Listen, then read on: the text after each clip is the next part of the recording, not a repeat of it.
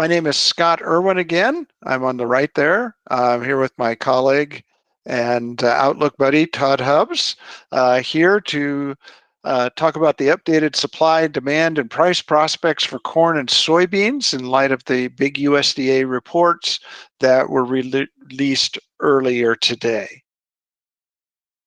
So let's get right into our presentation. We're going to get into, as usual, pretty detailed discussion and analysis of the data that the USDA released today in the quarterly stocks report and the acreage reports. But we want to start by emphasizing it's very important to keep perspective of the extraordinary global macroeconomic conditions that currently exist and are likely to continue to exist for some period into the future due to the coronavirus pandemic.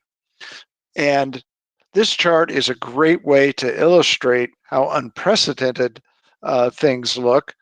This is a chart that estimates the growth in global gross domestic product going back to 1920. And you notice a couple things. First, it's pretty unusual, in fact, downright rare, for global GDP growth to be negative.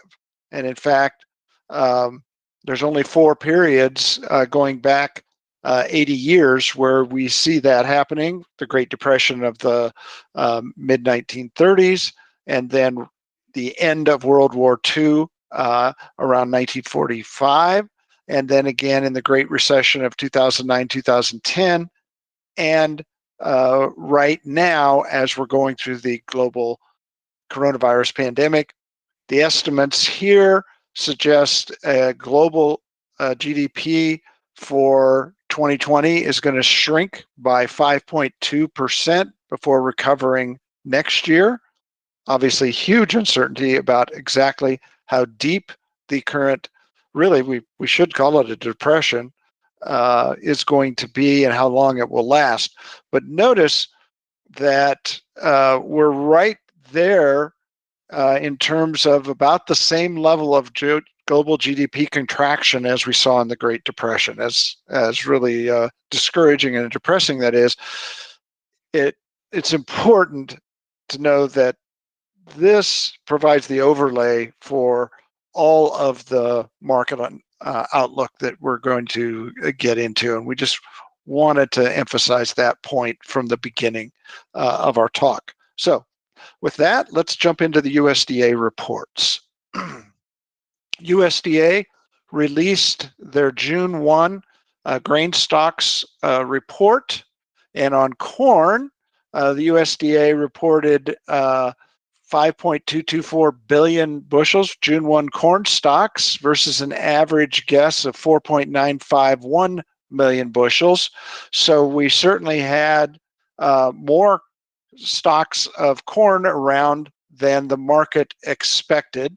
It is important to keep in mind that the level that was reported did turn out to be very similar to the level that we've seen the last 3 marketing years. What this suggests is that the coronavirus pandemic and all of the problems that have been out there in terms of slaughtering livestock, because the numbers are certainly there, and most people without the pandemic would have been predicting pretty robust usage through the 2019-20 marketing year. But that, of course, has been rudely interrupted by the pandemic. And, we can interpret this evidence as saying that the need to put livestock on minimal energy rations and so on have really dug into the feed and residual use for corn with a stocks number that was so much larger than expected. And go to the next slide. So this puts that in perspective with showing the difference from the average trade guess for June 1 stocks estimates going back about a little over a decade. And we can see that this was a bearish surprise on stocks and implied usage of 273 million bushels, which is a large bearish surprise. But it is important to keep in mind that it's not by any means unprecedented. Back in 2011, we had an even bigger bearish surprise, and we had a few years earlier in other reports that were also of equal size. But this is certainly among the larger of the bearish surprises from any quarterly stocks report over the last 12 to 15 years. And I suppose that shouldn't be terribly surprising given the unprecedented pandemic situation that we face. Next slide. So having that stocks figure, we can back out of the usage number and the stocks given other usage and figure out the feed and residual use in the third quarter of the current marketing year. And it was low. The implied feed and residual use based on this June 1 stocks report for the third quarter of the marketing year, only 800 million bushels.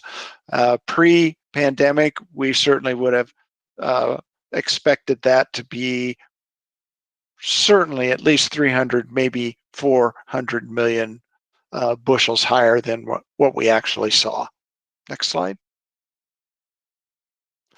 Now, things don't look quite as desperate when you look at the implied feed and residual use for the first three quarters of the current marketing year, because we had pretty robust growth during in feed and residual use of corn for the first two quarters. And so when you add the third quarter onto it, we're basically through three quarters pretty much holding our own with feed and residual usage that we've seen all the way back to the 2013-14 marketing year. So if there is a silver lining to it, it is just one quarter.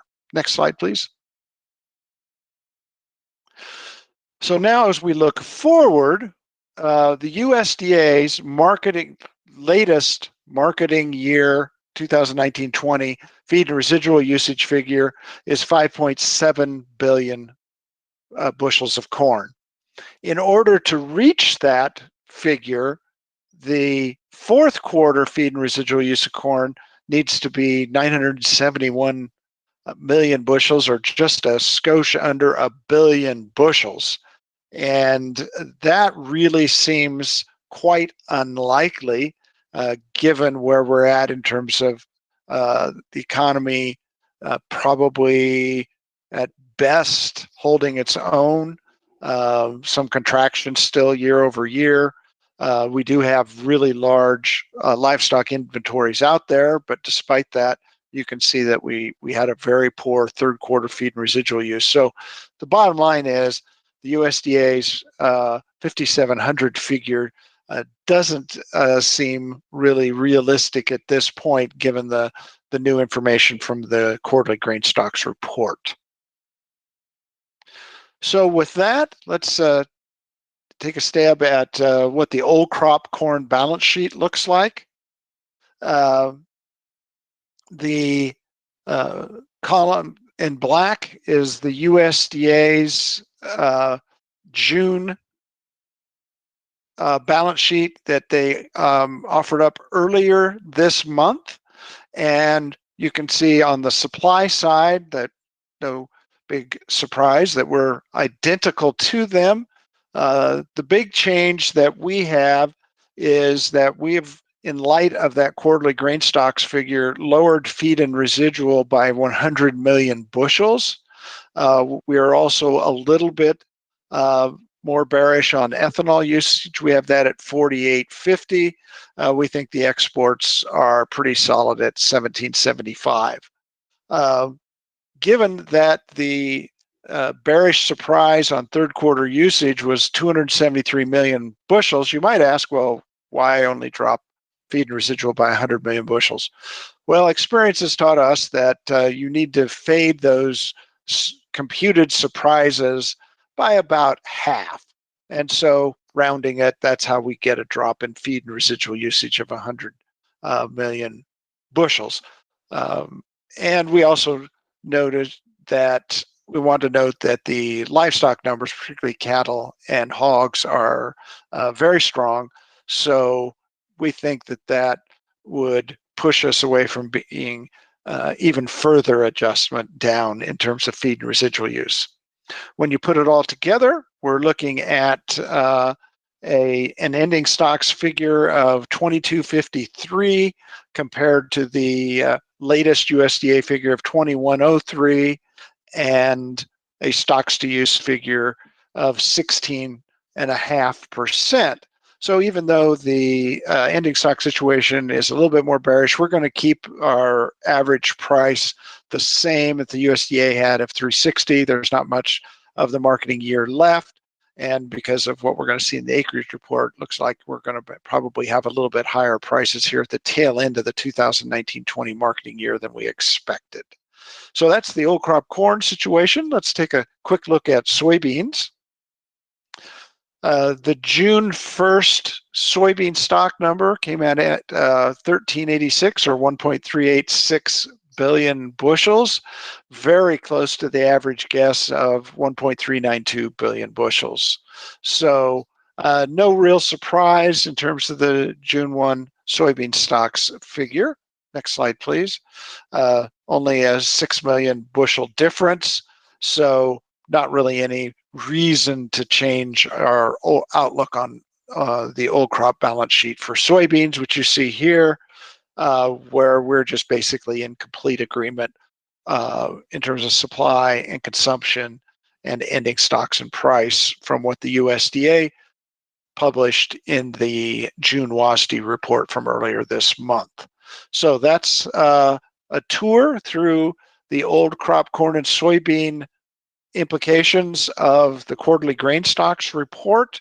And now I want to turn it over to Todd, who's going to look at the acreage report and get into some pretty interesting stuff there. Thank you, Scott. Yeah, the acreage report was a bit of a shocker today. I was surprised. I don't know about you, Scott, but the acreage numbers for corn caught me out a little bit, and for principal crops in general.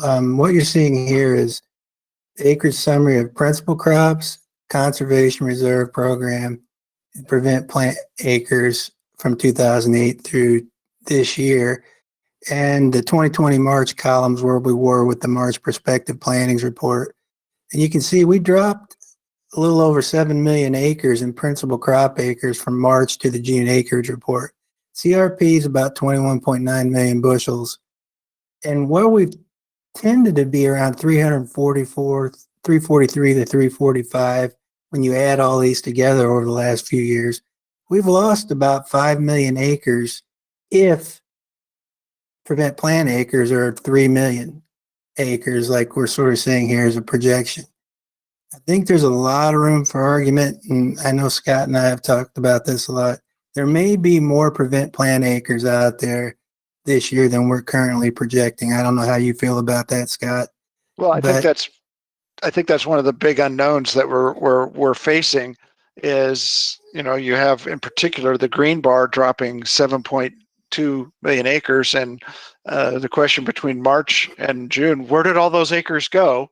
And we really only have two possibilities, as I know you're going to talk about. Right.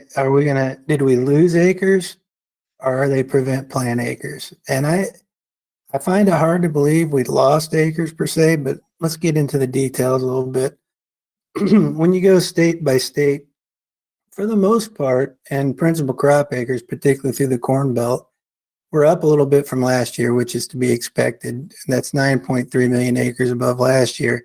We had a huge prevent plant acreage. Saw soybean acres fall down to 76 million acres. This year, as we come in, North Dakota's down a bit. And when you go state by state in principal crop acres, in particular, if you go back to the March prospective plantings report, North Dakota, South Dakota, and Nebraska were all down a little bit. And when you go crop by crop, which we'll get into a little bit later, you see corn acres leaving the Corn Belt in some key states in 400,000 to 500,000 acre increments, which is quite interesting. But I personally don't feel like we've lost 5 million acres. Now, if we have, That's definitely a response to these lower prices we've seen from the start of the trade war and now with the demand shock associated with coronavirus.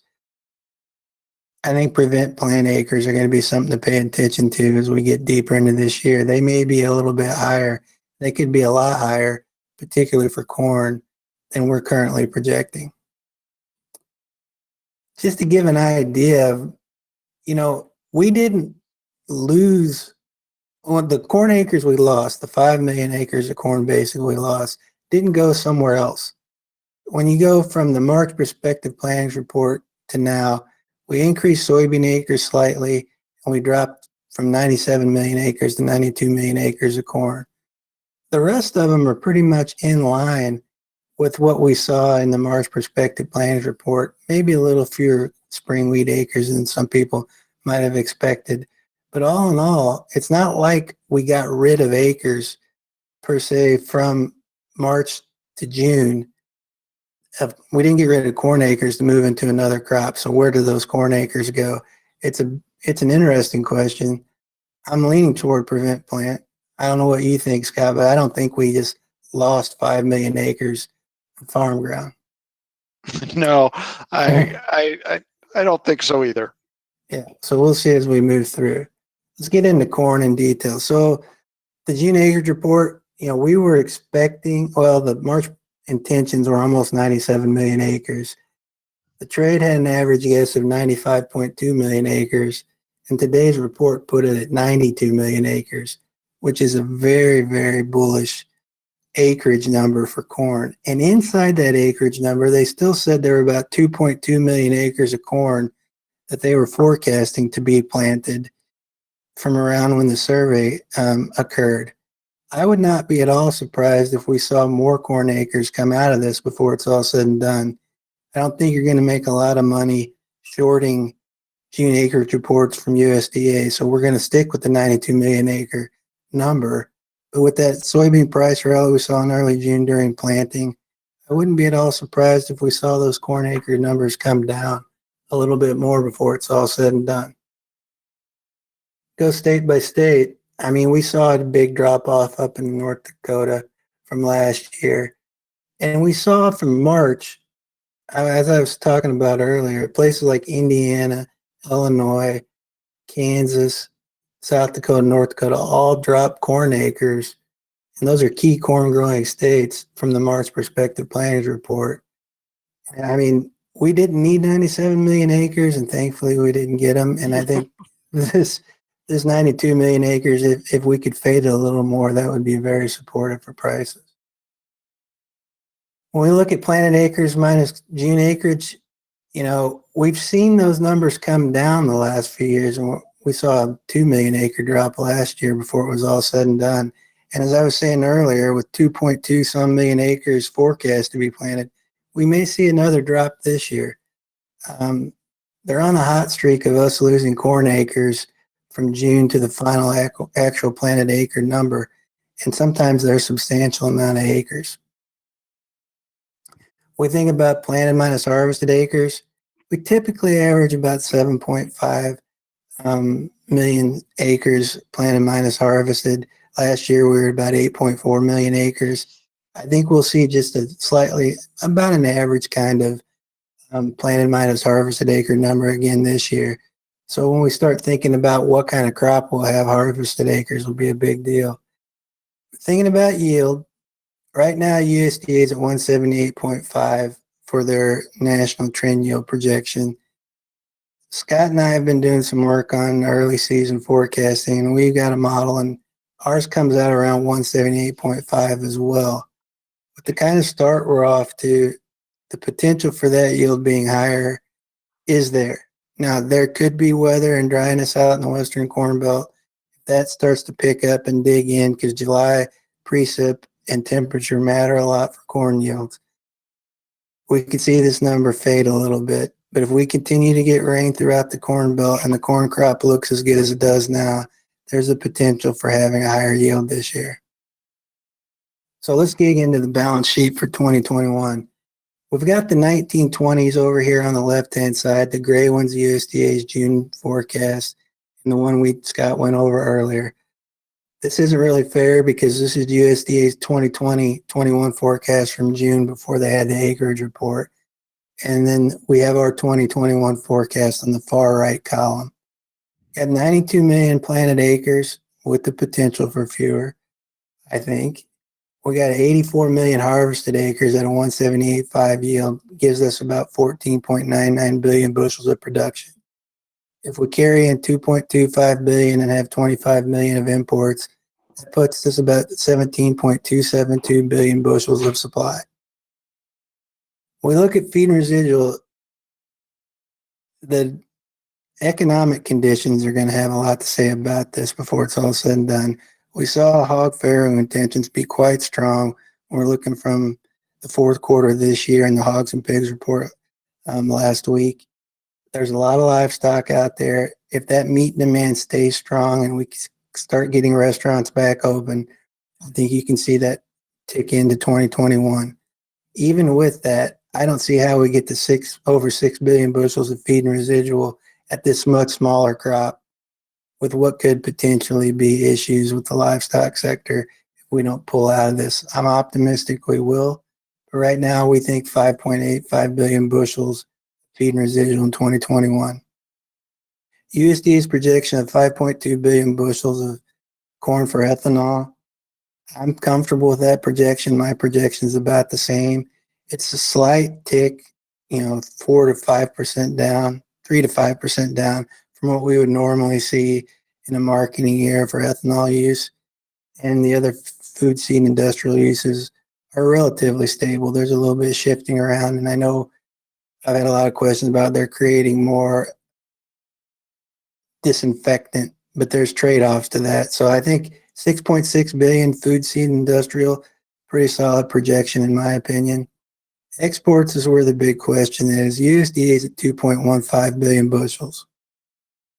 I would love to be wrong about this and we would do 2.15 or 2.2 or 2.3. All of that would make me delighted.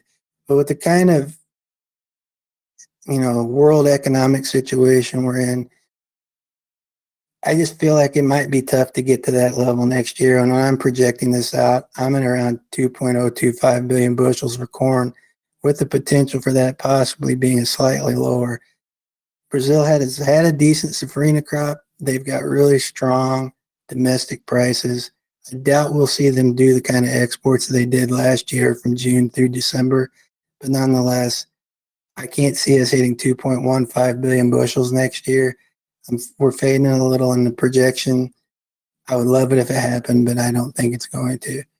What puts us at total consumption about 14.475 billion bushels and gives us an ending stock a little below 2.8 billion with a 19.3% stocks to use.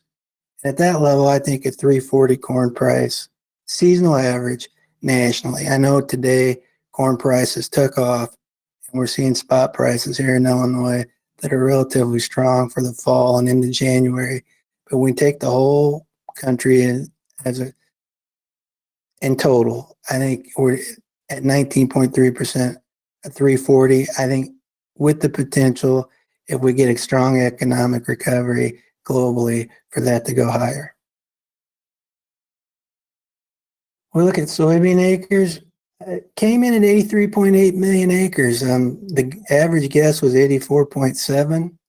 The March planting intention was 83.5. So we only actually added 300,000 acres from March. Now, in the estimate, they said there's over 12 million acres still to be planted. We got a nice rally in soybeans early in June, right during when they were doing this survey. I think a lot of soybean acres went in June, and I think they might have cut some corn acres as well. I wouldn't be at all surprised if you saw another million acres of soybeans when it's all said and done, considering what happened in the early part of June with soybean prices and how the weather was in a lot of places. We go state by state. Everybody's up from last year, which should be no surprise when we basically used corn PP as a set-aside program for soybean acres through large swaths of the Corn Belt. Here in Illinois, we're looking at 10.4 million acres.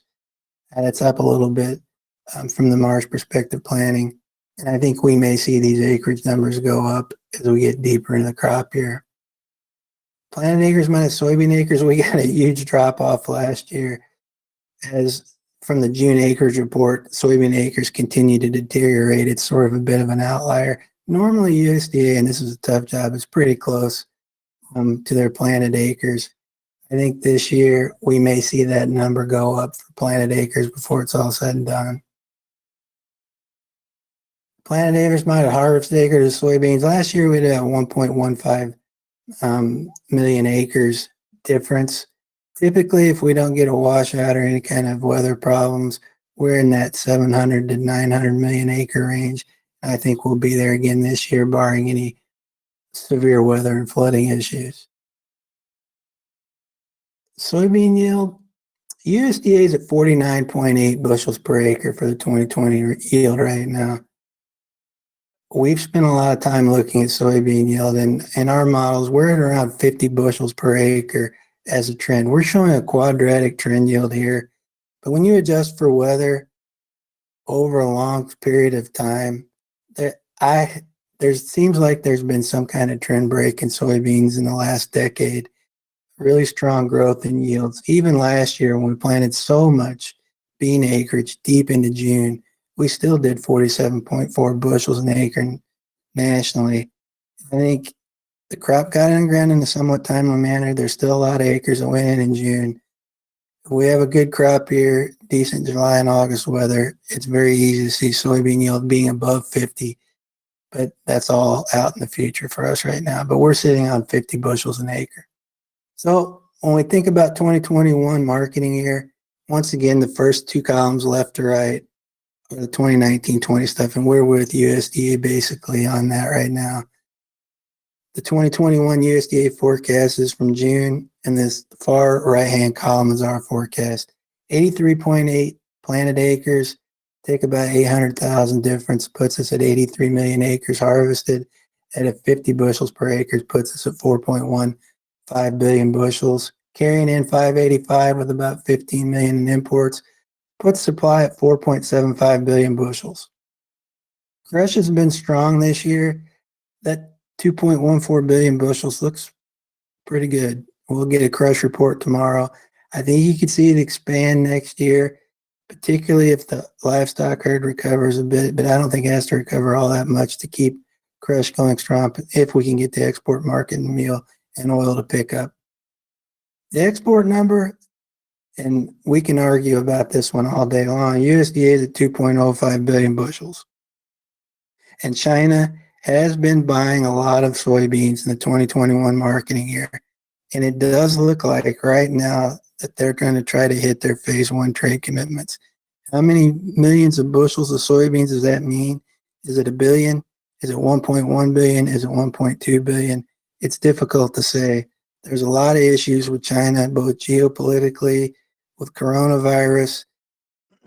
There's just a lot of issues with China, folks. And I think they're going to try to hit the phase one commitments, barring some kind of political breakdown. But even with that, I don't know how we get above 2 billion bushels, given everything that's going on around the world right now and the prospects of another really large Brazilian soybean crop next year. So I'm at about 1.95 billion bushels.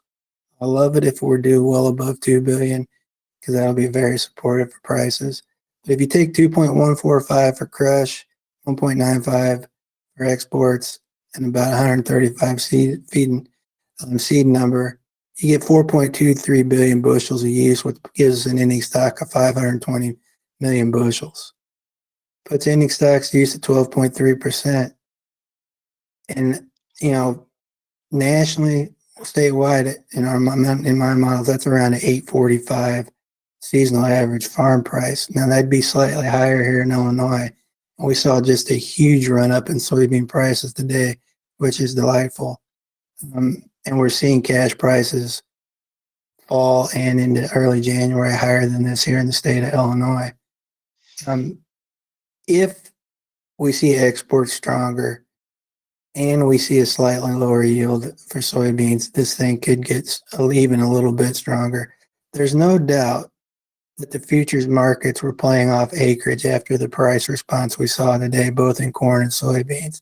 So right now, 845 seasonal average farm price with hopes for higher. Scott, you got anything to add to that? Nope, I think we're ready to get into our questions and answer time. So please be submitting your questions. And before we get into that, we want to thank all of our farmdoc sponsors. They're listed here on the slide. We have the TIA Center for Farmland Research, Compeer Financial, Farm Credit Illinois, Illinois Corn Growers Association, FS Growmark. These are all our named platinum and corporate sponsors, and they are greatly appreciated. So we're ready for questions, Todd. All right. Where are the questions? All right.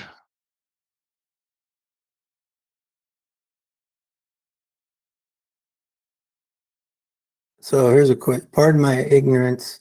Are these calendar quarters, fiscal quarters, or marketing year quarters, or what? They're marketing year quarters. We always work off the marketing year, 1st of September through the end of August. Right now we're moving into we're in the fourth quarter of the 1920 marketing year. Okay, let's see. Question here. It says it looks like 3 of the 4, I presume, that we mentioned man-made impacts on the global economy. Oh, I see. World War II, housing collapse, and COVID-19 response. Yes, that would. There were actually 4 if you count the Great Depression. That's referring to our first slide. Oh yeah. Okay. Follow-up question: what happened in 2011 to draw the feed and residual use down to 713? Is there a comparison to where we are seeing now? Interesting question. I was just looking at that and thinking about that as I was talking. Do you have a thought on that, Todd? No, not really. Let's see what happened in 2011. We're coming off a bit of a short crop. Short crop. Yeah. It was a little bit of a short crop. And we had went through at the end of the 2000s with the RFS ramp up in ethanol, really strong corn prices, and a large drawdown in the livestock sector. We're nowhere close to where we are livestock wise now as we were in 2011. We have way more animals in inventory. It's not even close. So we saw this secular drawdown in rough times in the dairy sector around that time. Cattle on feed hog numbers, this huge drawdown in livestock. And we've been building back up basically in the latter half of this decade. And so I don't personally think there's a real comparison there, Scott, to what's happened this year. This is just a one-off demand shock, supply chain shock that hopefully we never see again. Yeah, I hope so. Next question. A viewer asked, do you have confidence intervals plotted for 2020 trend yield, and are they available? No, we haven't done that for our trend yields, but it does give me a chance to plug the recent FarmDoc daily articles that Todd and I have been working on. That those FarmDoc daily articles, we have a whole series on corn and soybean trend yields and the uncertainty that is involved in estimating those as you change the sample period. So, the viewer might want to take a look at that. Those articles, and we're actually going to have a couple more coming out later this week and another one next week. So the bottom line is there is uncertainty about trend yields. Whether you look at it formally with confidence intervals, or in ours, we kind of did it more informally by saying if you change the sample period used to estimate for trend yields, you can get a range on, I think we found just by changing the sample period, you could get a range in trend yields for corn of 4 bushels and 2.5 bushels on soybeans. So there is a lot of uncertainty in estimating trend yields. This one is for me. He said, where do you think the corn acres went? Well, that just drilled right down into it, didn't it, Yeah, Todd? that's a good one. Yes. I lean towards, if there's anything that's a surprise, it will be in the number of corn prevent plant acres, particularly led by North Dakota. There were people still battling harvesting into April and May up there, and just things were really delayed. So I think we've got a big chunk of prevent plant probably in North Dakota on corn acres, and could be completely wrong on this, but I actually commented on this in late May on Twitter that I got a lot of skepticism on this point, and I certainly could still be wrong on this, but we had other than North Dakota, we had a pretty darn good planting season for much of the Corn Belt up until about the 15th, 20th of May. Boy, then it just turned wet. It was all kind of a vicious planting season in much of North Dakota for the entire spring. But otherwise, it was pretty good up until then. And then we had quite a few planting delays, particularly once again here in the Eastern Corn Belt. And I think the incentives and experience after last year with prevent plant could be maybe what we're seeing in that 5 million acre drop in corn acres, at least to a significant degree. Maybe as much as an extra couple million acres of prevent plant over what we're expecting right now based on historical trends during these kind of conditions. You have to think about if you could at all squeeze out getting prevent plant in late May or early June this year, this would have been a really good year to do it in terms of the economic incentives, given how low prices were at the time.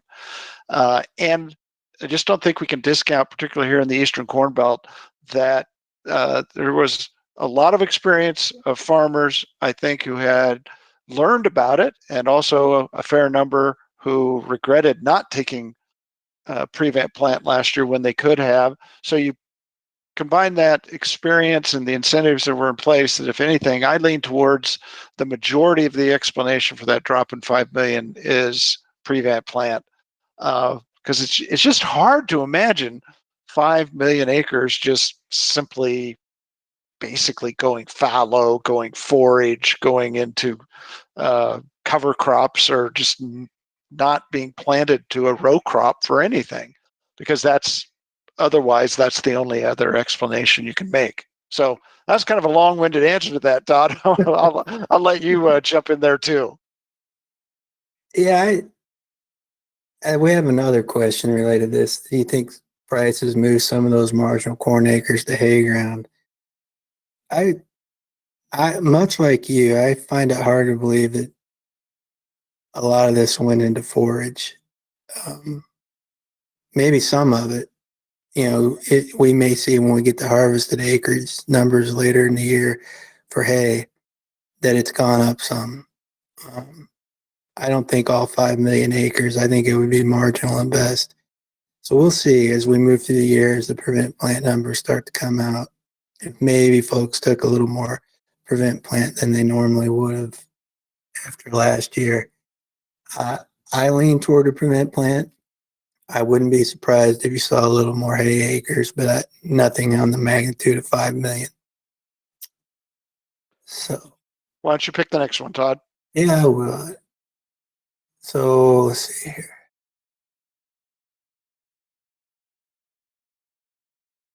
I like this question. Are you monitoring the threat of locust swarms in Brazil and Argentina? I am, actually. I've been reading about that quite a bit lately. And I hate to admit this because this is obviously a Brazilian or Argentinian commenter. And I rarely root for locust swarms, but this is one of those few times where I was. It doesn't seem like it's going to be as bad as I hoped it was. Man, we maybe should just stop here, Todd. Yeah, but I think Brazil fumigated in one of their provinces to try to knock it down. there may be some damage there, but I don't think it's going to be anything that's a huge market mover right now. But we can always cross our fingers. Is Todd, I there was going to any? mention there's also a huge plague. I believe it's moved out of Eastern Africa and into Yeah, India. And what a year! it I mean, we is. kind of getting all of the biblical plagues this year.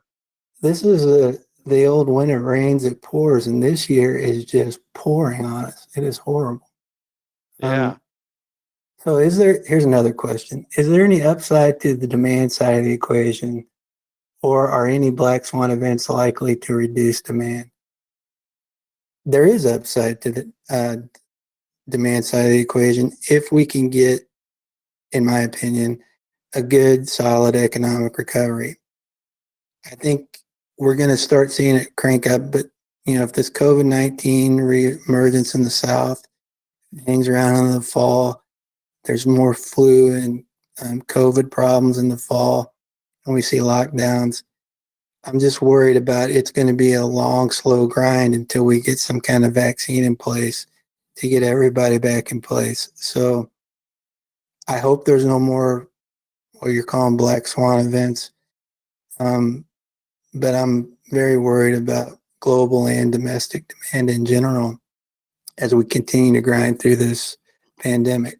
Scott, I don't know if you have a take on Well, that. I would just say again, I think this is a low probability event, but we have to think it through. If you're thinking about black swans, that again, I think this is a low likelihood, but it would count as a black swan if we do get in the next 6 months a real breakthrough in terms of a vaccine.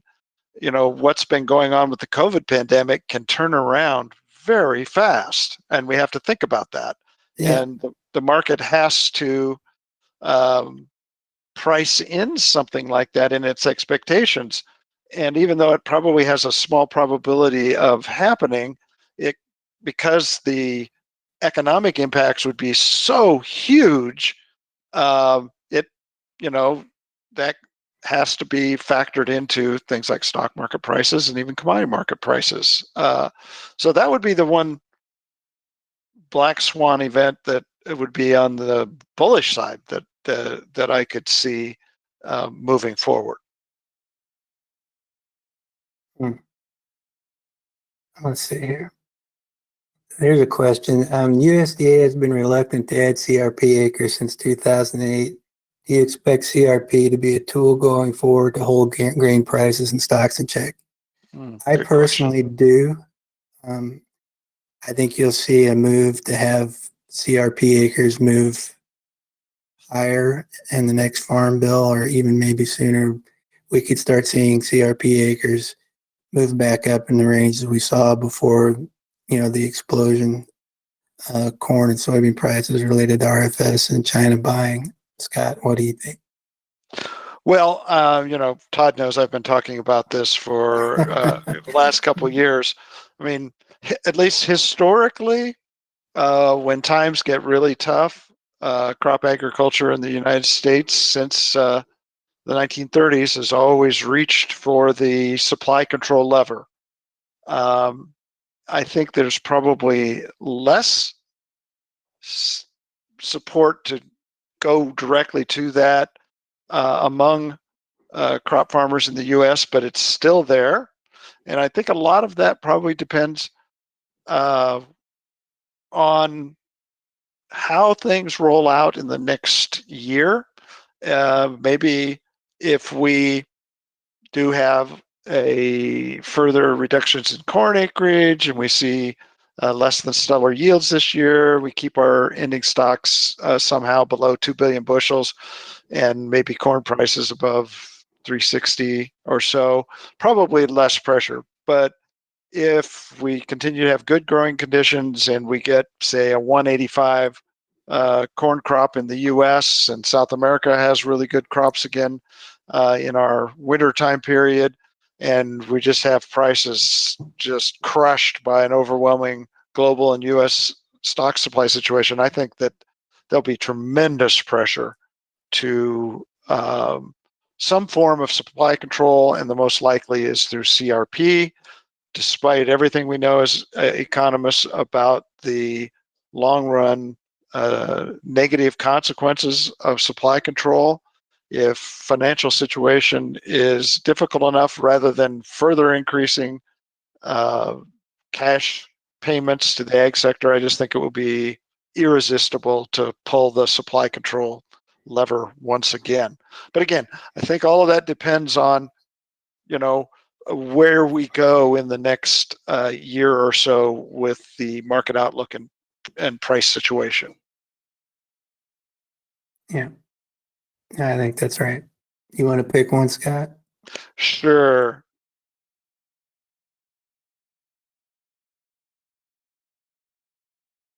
Okay, excellent question. There was a discussion about the end of the year being more buoyant given the potential for economic rebound, but there was no reference to the political climate one way or the other given election results. What bearing might the election results have based on any available economic or available data or economic forecasts for these two commodities? Well, Todd, I'll certainly let you jump in on this. I don't see that as having a strong bearing on the economic outlook. I mean, it's overwhelmingly dominated by the pandemic, and I don't see either party being in power having a big impact on the virus one way or the other. I think the Republicans and the Democrats kind of, in my way of thinking, are a neutral factor on the outlook. In some ways, they'll favor crop agriculture. In some ways, they'll not, depending on which party's in power. So I don't have a strong bias that way in terms of the election that it'll be a big market mover one way or the other. That's my view, Todd. I don't know if you agree or not. I don't see fundamentally the election doing anything to the crop outlook and prices. I mean, you may see some serious market turmoil depending on how the election goes this fall, but I think once that's through, we'll just get back to where we were previously. So I agree with you, Scott. I don't think it's going to matter. Now, will it matter for farm bills and ag policy and trade policy? Yes, it will. But when you think long run about trade policy, I think the national climate around China right now is very, very negative, and I think both parties are sort of looking at them with the stink eye, for lack of a better way to put it. So either way we go, I think we're going to get into a place where, and this pandemic sort of exacerbated trade policy around the world, more isolationism, stronger focus on supply chains in every country. And I don't think who's in power is going to really make much difference in that space, personally. Love this question, Todd. Can weather move us to $4 corn? And I would say absolutely. Heck yeah. Yep. We're looking at, I think, new crop corn today, wasn't it, at what it finished at about was it 340 or 360? I'm losing track of the numbers here, Todd. I think it was 340. 340. 340. Yeah. So, 60 cents can easily be put on, particularly the acreage number now gives us a scenario where if you do get a real hot, dry July, early August, that say instead of 178.5 takes us down into the low 170s for national average yield, all of a sudden, you're below 2 billion bushels of corn. And I think that there would be at least some period of time where you would have some opportunity to price $4 corn in that kind of scenario, even in the COVID pandemic. That's my view. But again, I want to emphasize that will take basically some pretty bad conditions to emerge in the next few weeks. But I don't know. What do you think, Todd? I think we need the weather to turn bad quickly for that to happen. I think it's going to probably take a pretty serious supply shock to get above 4, but it is feasible. But yeah, it's going to have to really turn in the next few weeks, I think, to see that kind of scenario play out. Interesting question here. When will the USDA FSA Form 578 acres totals be made to the public? Last year, didn't they publish those for the first time simultaneously with the August crop production report for corn and soybeans? That's what I recall, Todd, and Yep, that's I don't see any reason why they wouldn't do it again, but I haven't seen anything official. That doesn't mean that they haven't made an official announcement. I just haven't seen it, but that's what I would expect. I would expect that as well. Let's see here. So here's a question. What about China importing far more beans and corn than expected? Will China take advantage of huge crops, low prices, and refresh their stocks in a big way? I would love it if that happened, and I think China will buy a lot of beans in particular, and we're seeing them buy a lot of sorghum out of the U.S. Corn buying's been somewhat muted so far, and I'm not sure we're going to see that tick up to the levels that a lot of people hoped. So that is feasible. It would have to be a massive amount of buying. I would love to see them come in and buy corn, ethanol, distillers grains, the whole kit and caboodle. And I think they will buy some, but the idea that they're going to buy enough to maybe change the market dynamic of where we prices are, I think is limited in the corn space. Beans, they're going to buy a lot of beans this year, I think. And I think the idea that they're going to try to meet the phase 1 trade commitments is there. Politics may get in the way of this before it's all said and done, but right now they are going to buy a lot of beans. I don't think they're going to buy more than they would before this trade war started off. They bought a lot from Brazil earlier this year, and I think they're going to buy a lot from Brazil next year. So I don't see that dynamic changing much at all. So is it feasible? It is. Is it probable? No, I don't think so. Okay, here's a question related to our supply control, since I talked about it. It said, wouldn't increasing CRP acres to reduce supply only benefit the South American producer and continue to encourage acreage expansion in Brazil and Argentina? I think the right way to answer that question is it's a short run versus long run trade-off. In the long run, the evidence is very clear that that's exactly what will happen, is that in the long run, you will just get acreage substitution from South America to what the acreage that we pull out of production. But in the short run, the acreage elasticities, even in South America, I should not sound quite so wonky, Todd. The responsiveness of acreage to price is not 1-for-1, even in South America. So that means that in the short run, the U.S. pulling acreage out of production will boost prices. But given some time, those acres inevitably would be fully replaced by acres in South America. And so I think that's the trade-off in terms of that policy, and that's why most economists don't support large supply control programs. But it's, we're already putting in, anywhere from, north of $30 billion in the last couple of years into the U.S. ag sector. And if that continues to be necessary to keep everyone afloat, then it's just very hard to resist the pressures, even with those negative long-run consequences of raising prices and improving financial situations in the short run. And so that's the way I see it. Yeah, I see it very similarly, and I think most economists that follow this see it that way. Here's a question. how does China get to the phase one ag commitments of $36 billion, considering the past record was just $24 billion, and it's so late in the year already?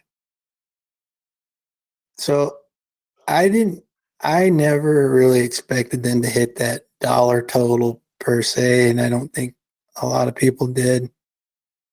I think just them trying to get there is going to help a lot of our crops. A lot of pork, a lot of meat, a lot of beans, sorghum. Hopefully they start coming in some other sectors strongly. It seems far-fetched that they're going to hit the $36 billion number, but but even 24 or 30 billion dollars, anything, feel free to buy all you want. Will they meet the commitment completely? I tend to doubt it. Hopefully that doesn't scuttle the deal over the next 2 years. There's extenuating circumstances around this issue, COVID, of course, and all the pandemic issues they're facing. So I think there's some understanding there about them maybe not hitting the number completely. They say they're going to try to hit it. Our trade representative says they're going to try to hit it. I'll take them at their word, but we'll see. Scott? Yeah, no, we're getting here to the end. Try to get a couple more questions at least.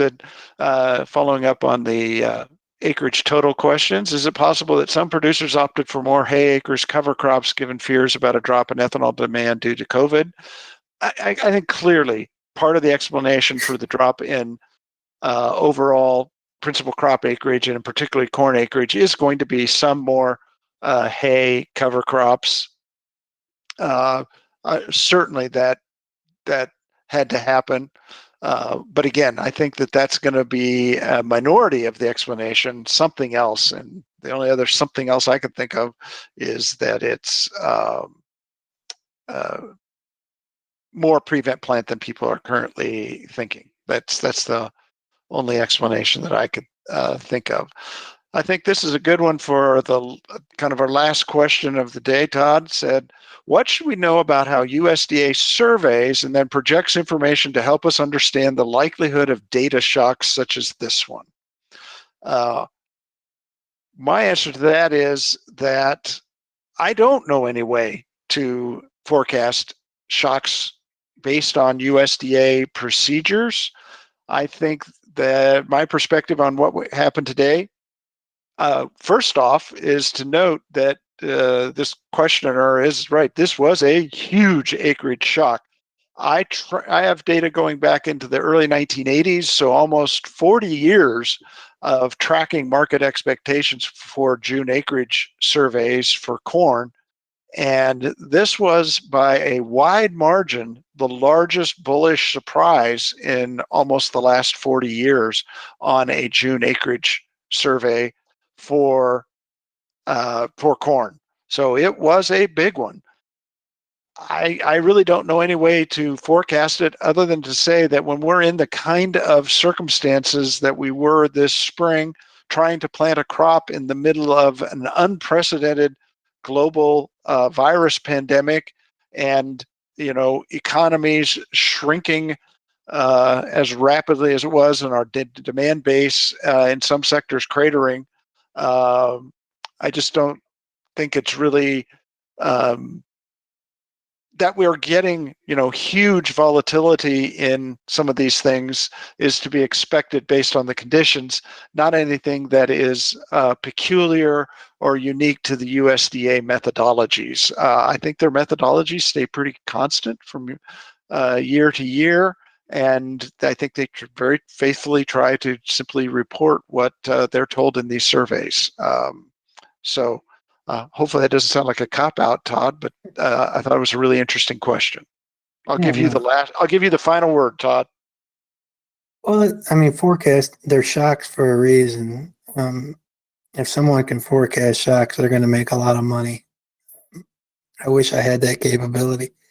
I think that I personally think USDA does a good job. I know there's a lot of vitriol sometimes laid at USDA's feet. It's tough to do these surveys and do these forecasts, and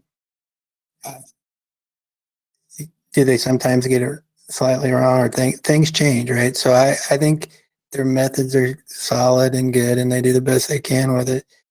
And sometimes it's just not what the market expected, and people's behavior changes from March to June, and everything that's happened in between there.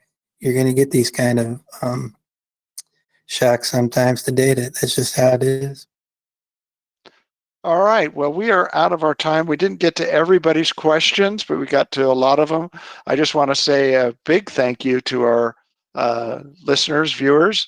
I think, Todd, we have some of the most thoughtful webinar attendees and meeting attendees I always enjoy, and we've got a lot of really good questions today, and we just want to say thank you. We appreciate that, and we appreciate the conversation. Thank you very much for tuning in. We always appreciate your support. I know Todd and I really enjoy doing these, and we thank you for being a part of this webinar. And we'll be back with another one after the big August crop report, and we'll update things again in that webinar. And so until then, thank you very much, and have a good, safe summer.